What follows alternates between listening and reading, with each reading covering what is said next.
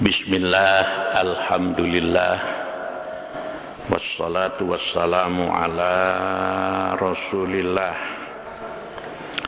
Muhammad ibni Abdillah wa ala alihi wa ashabihi wa mawalah wa la hawla wa la quwwata illa billah.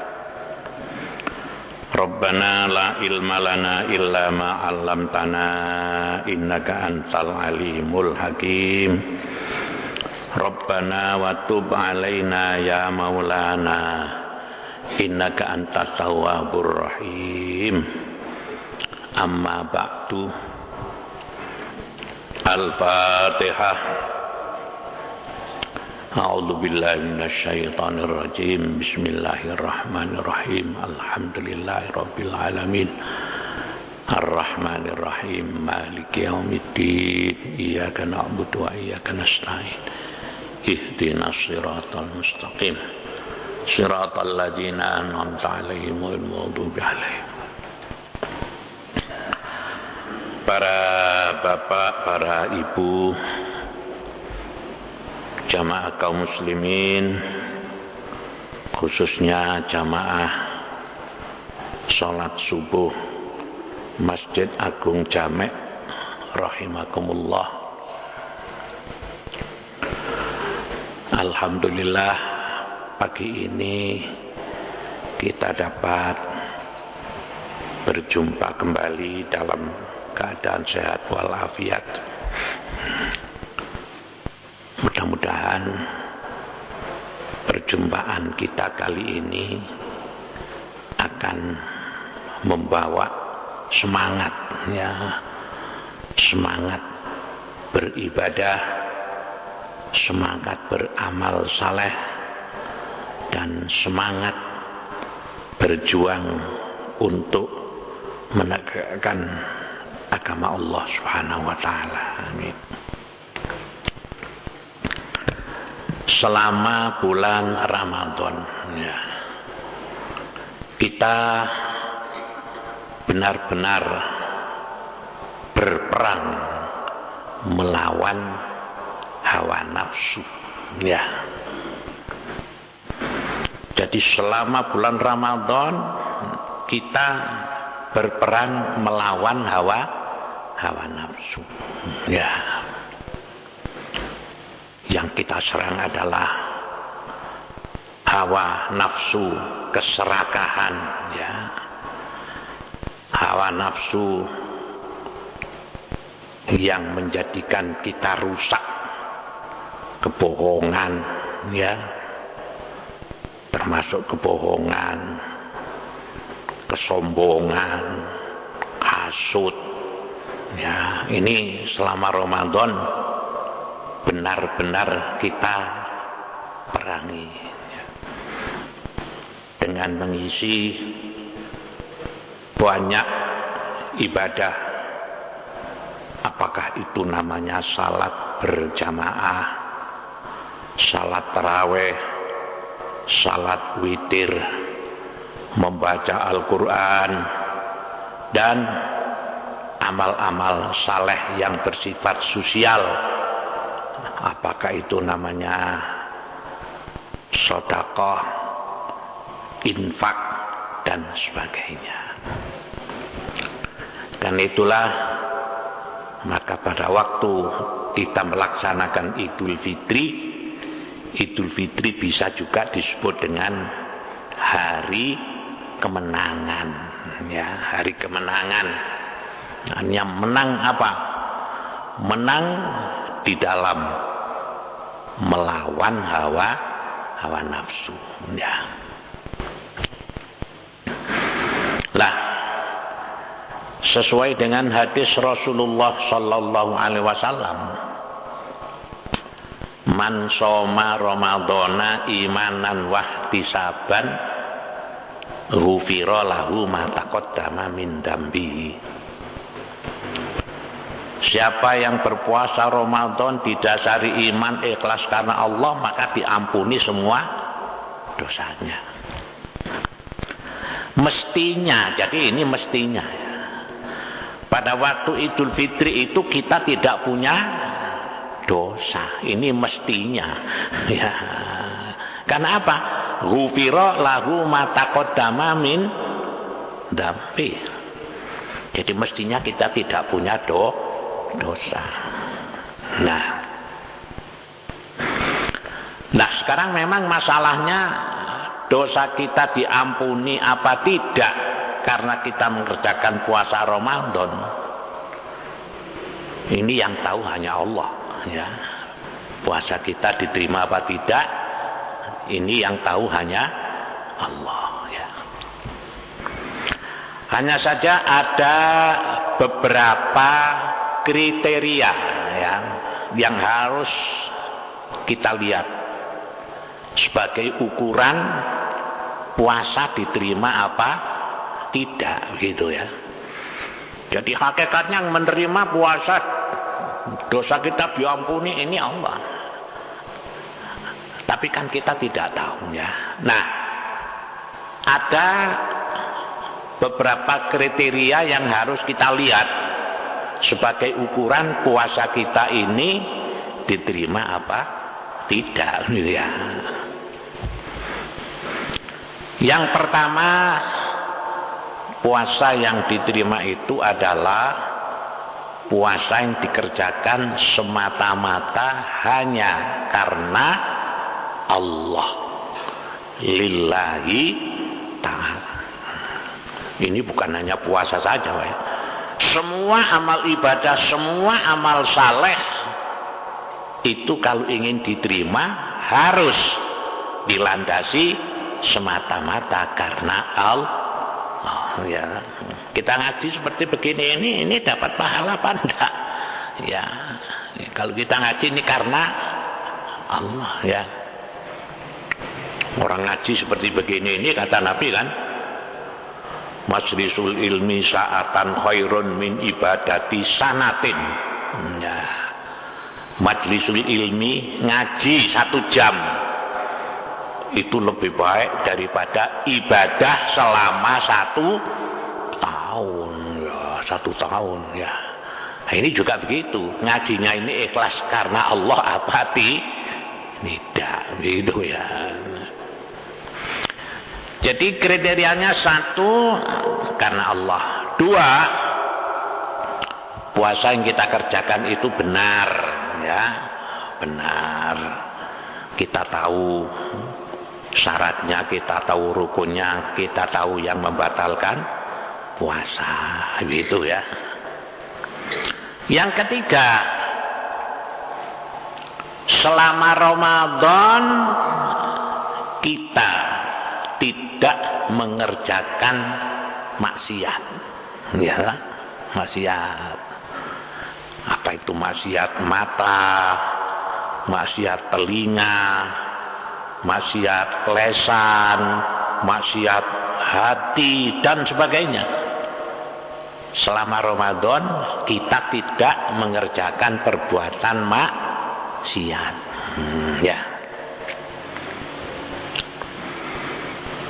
Nah, jadi kalau sekarang misalnya apa maksiat mata, maksiat yang lewat mata, ya.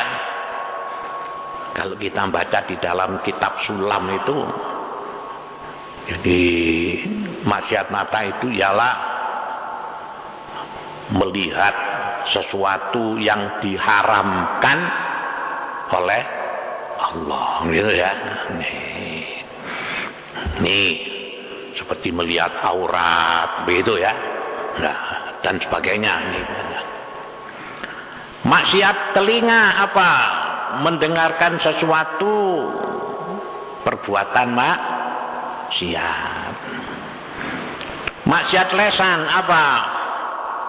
Bohong, ya toh? Sumpah palsu, ngerasani orang, mencaci maki. Ini adalah maksiat lesan, ya. Nah, kemudian yang ketiga, maksiat hati apa? Menyangka jelek, ya toh, kepada orang lain. kemudian sombong, ya, kemudian hasud, ya, ini maksiat. Jadi selama Ramadan kita tidak berbuat hal-hal yang seperti begitu, ya toh? Selama Ramadan kuliah subuh kita dengarkan, kam min shaimin laisa lahu min siyamihi illal ju'a wal atos. Banyak orang yang berpuasa tapi hanya dapat lapar dan dahaga. Kenapa? Karena di samping berpuasa berbuat maksiat. Nah, sekarang ini mari kita mengadakan evaluasi terhadap diri kita. Sudahkah puasa kita ini memenuhi ketentuan-ketentuan itu tadi? Ikhlas karena Allah, benar, dan tidak berbuat ini tidak ada orang lain yang bisa menilai kita kecuali diri kita sendiri, ya. Kemudian kita mengisi Ramadan ini dengan memperbanyak ibadah kepada Allah dan juga memperbanyak ibadah-ibadah sosial, ya. Kemudian kurang satu, ya, puasa yang diterima itu kriterianya yang keempat, bahwa amaliyah Ramadan, puasa kita ini setelah Ramadan berpengaruh terhadap kehidupan kita, berpengaruh terhadap tingkah laku kita, itu, ya. Nah, berpengaruh. Misalnya saja, selama Ramadan kita tiap malam taraweh, kemudian sholat witir, ya. Nah, setiap malam atau siang kita banyak membaca Al-Quran. Ini kita usahakan sholat berjamaah. Nah, maka setelah Ramadan selesai ini kita harus bisa melestarikan amaliyah Ramadan, itu. Kalau selama Ramadan kita salat witir, maka setelah Ramadan ini mari kita biasakan setiap malam juga salat witir, begitu. Sebab banyak orang mengira bahwa salat witir itu gandengannya taraweh, ya. Jadi witir itu kalau Ramadan tok setelah taraweh, setelah selesai Ramadan tidak pernah witir. Kenapa? Karena witir itu gandengannya taraweh. Ini satu hal yang salah. Witir itu adalah disunahkan setiap malam setelah sholat isya. Minimal 1 rakaat, maksimal 11 rakaat. Boleh 3, boleh 5, boleh 7, boleh 9, boleh 11 setiap malam, ya. Malah kalau sholat witir ini kita kerjakan setelah jam 12, setelah kita tidur, itu namanya adalah salat tahajud, ya. Wa minal laili fatahajjat bihi nafilatan laka asa ayyab'atsaka rabbuka maqaman mahmuda. Kalau orang itu ingin kedudukan yang terhormat dunia akhirat, kata Allah ini, ya, hendaklah kita menjadikan sebagian malam itu untuk bertahajud, ya, ya. Ya, kita tidak usah bangun jam 1 malam, enggak. Sekarang subuhnya jam 4, ya. Ya, kita bangun setengah 4, kita sholat taubat, kita sholat tasbih, kemudian kita sholat witir, ya kan? Itu sudah namanya tahajud. Atau sholat witir tok 11 rakaat, ini namanya sudah sholat tahajud.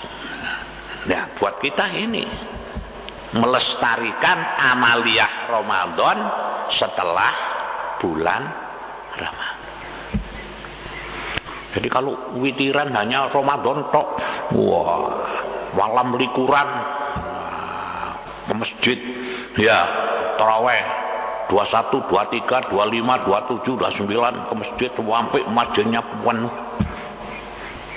Mari riyo turut tok. Nggak pernah witiran. Ini ya.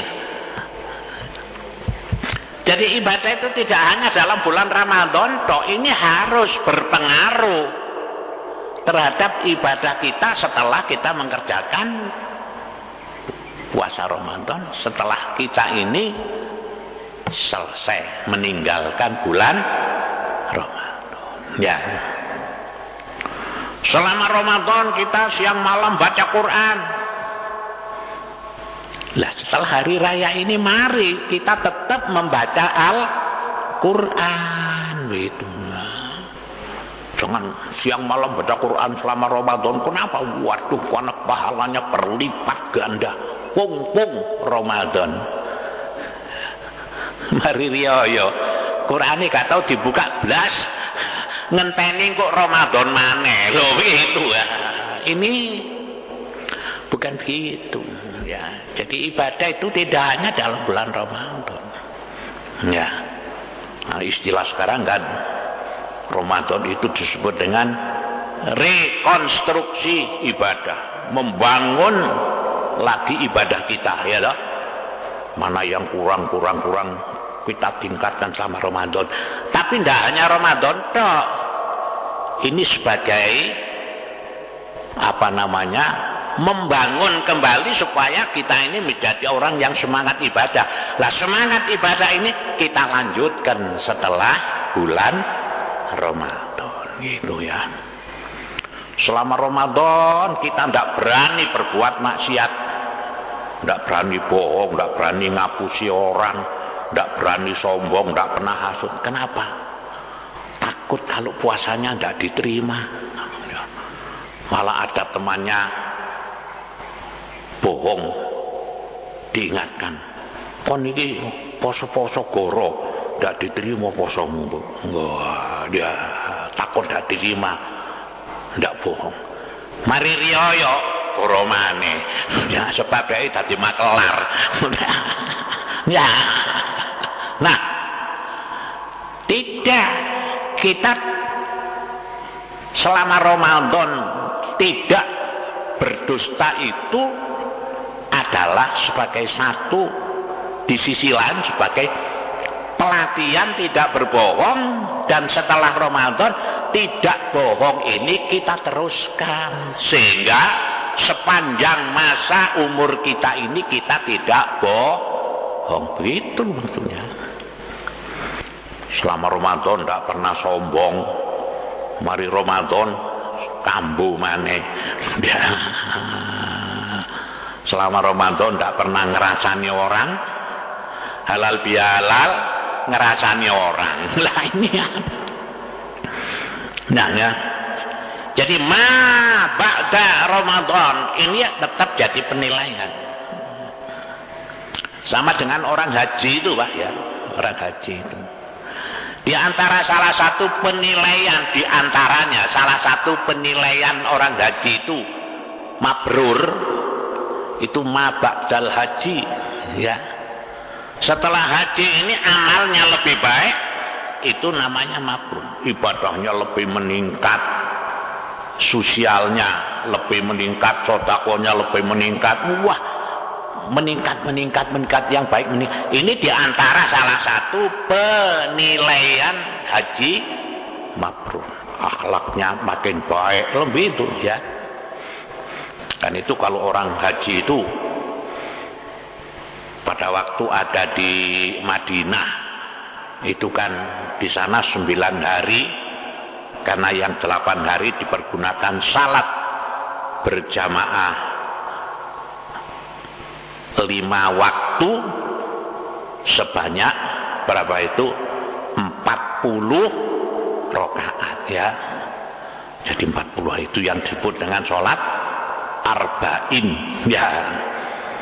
Wah, waktu di Madinah, waduh, setiap orang, masya Allah, belum adzan sudah ke masjid, masjid itu sudah penuh belum adzan, hotel-hotel sepi. Ayo, cepat, ketinggalan jamaah, ayo. Kok gak kumanan arba'in. Nah, arba'in itu jangan hanya di Madinah toh, begitu maksudnya ya. Kalau setelah pulang ke tanah air, jamaah ini harus kita langgengkan, kita lestarikan. Jamaah 5 waktu, 40 waktu. Wah, pokoknya arba'in tidak pernah bolong. Bareng mulai gelembosi, gak tahu sembahyang di masjid. Lah ini ya betul masalah mabrur tidaknya Allah yang menilai. Tapi dari ini kata Imam Ghazali itu ma ba'dal haji, setelah haji itu begitu berpengaruh apa di. Nah jadi sama dengan puasa ini ya. Jadi kalau amal kita lebih baik, ibadah lebih baik, ya, ibadah lebih baik, semangat ibadah lebih tinggi, kemudian amalia sosial lebih meningkat, akhlak kita lebih baik, ya, kemudian diri kita bersih dari akhlak-akhlak yang tercela. Ini namanya puasa itu berpengaruh terhadap tingkah laku kita. Ini insya Allah ya, kalau kriteria 4 ini ada pada kita, insya Allah dosa kita ini diampuni oleh Allah. Sekarang kita setelah hari raya sampai sekarang, saya sudah sampai khatam berapa kali? Nah, ini mari ya. Saya setelah hari raya sampai sekarang ini sudah khatam apa belum baca Quran ya? Masya Allah, durung buka Quran babar belas. Lah ini ya, berarti tidak melestarikan amaliah Ramadan di luar bulan. Ya, setelah Idul Fitri saya apakah tiap malam sholat witir? Oh belum. Karena sibuk silaturahim, tidak sempat sholat. Sekarang belum terlambat. Mari ya, amaliah Ramadan ini kita lestarikan mulai sekarang. Kalau sekarang kita belum pernah sholat witir, ada kesempatan mulai nanti malam kita mengerjakan sholat witir.